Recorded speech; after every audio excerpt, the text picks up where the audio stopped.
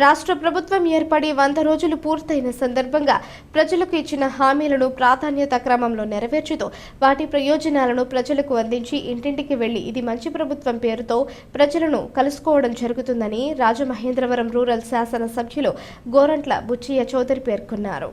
Rural మండలం హుకుంపేట పంచాయతీ కార్యాలయం వద్ద మంగళవారం జరిగిన ఇది మంచి ప్రభుత్వం సభలో గోరంట్ల ముఖ్య అతిథిగా మాట్లాడుతూ ప్రజల సంక్షేమమే లక్ష్యంగా రాష్ట్రంలో కూటమి ప్రభుత్వం పాలన సాగిస్తోందన్నారు. ముఖ్యమంత్రి నారా చంద్రబాబు నాయుడు, డిప్యూటీ సీఎం పవన్ కళ్యాణ్ నేతృత్వంలో ప్రజలకు ఇచ్చిన అన్ని హామీలను నెరవేర్చుతామన్నారు. ఆర్థిక ఇబ్బందుల్లో ఉన్న పింఛన్లను పెంచి అందజేశామని, దీపావళి నుంచి మహిళలకు 3 గ్యాస్ సిలిండర్లు ఇచ్చే పథకాన్ని శ్రీకారం చుడతామన్నారు. ఆర్థిక ఇబ్బందులతో అల్లాడిన గ్రామ పంచాయతీలను మళ్లీ పటిష్టం చేసి ప్రజలకు పారదర్శకంగా సేవలందేలా తీర్చిదిద్దుతామన్నారు. కూటమి ప్రభుత్వ పాలనలో అన్ని వర్గాల ప్రజలకు మంచి జరుగుతుందని భరోసా ఇచ్చారు.